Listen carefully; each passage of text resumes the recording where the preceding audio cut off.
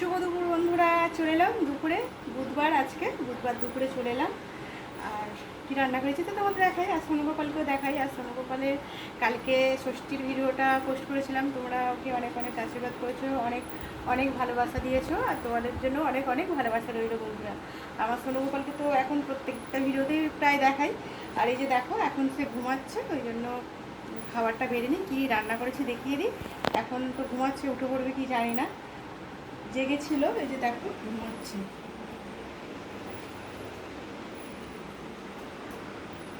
ঘুমাচ্ছে। আর এই সময় তাড়াতাড়ি করে একটু খাবারটা বেড়ে নিই, জেগে যাবে কি জানিও না, জেগে গেলে তো মুশকিল। চলো বন্ধুরা, কি রান্না করেছি তোমাদের দেখাই।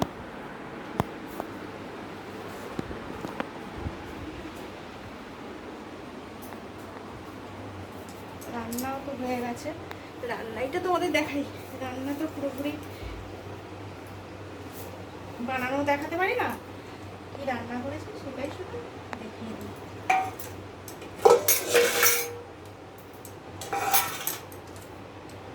আর আজকে প্রচুর গরম, গরমে তো খেতেও হবে, জানো, না খেলেও হবে না। গরমে সব কিছু করতে হবে, রান্না করতে হবে, খেতে হবে, সব কাজ করতে হবে, ঘামতে ঘামতে সব কিছু করতে হবে, কিছু করার নেই।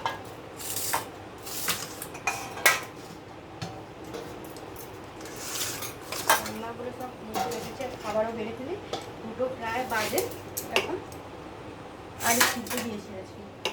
আর এই যে দেখো, গোটা গোটা করেছি পটলের ঝাল বন্ধুরা।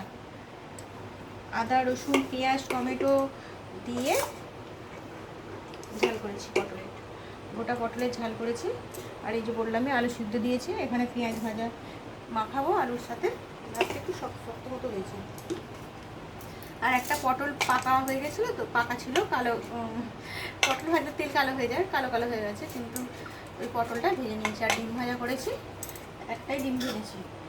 আর এখানে দেখো সয়াবিন করেছি, সয়াবিন শুধু সয়াবিন করেছি। সয়াবিনের তরকারি বলতে পারো, কষা কষা মতো করে শুকনো করে করেছি।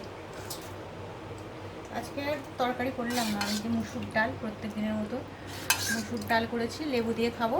মুসুর ডাল তো লেবু দিয়ে খেতে দারুণ লাগে, তাই না বলো বন্ধুরা? টক ডালও খেতে ভালো, লেবু দিয়েও খেতে ভালো। আর রয়েছে শশা, গরমে একটু শশা আছে, এখন যখন থাকে তখন খাওয়া হয়, আর যখন থাকে না তখন খাওয়া হয় না। যে গোটা গোটা পটলের ঝাল করেছি বন্ধুরা।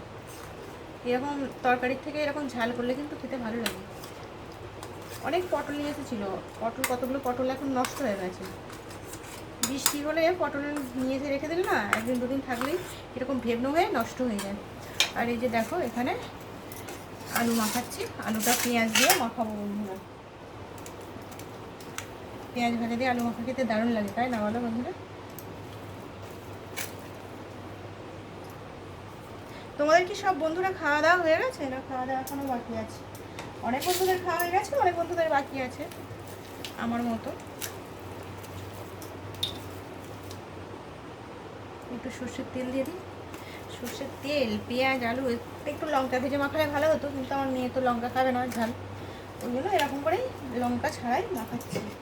আরও একটা টুকরো আলু আছে, মেখে নিই বন্ধুরা। আলু মাখা রেডি। খাবারও আমার বাড়া হয়ে গেছে একটা, আর একটা বাড়বো, বাঁধাকপিটা থাকবে সব।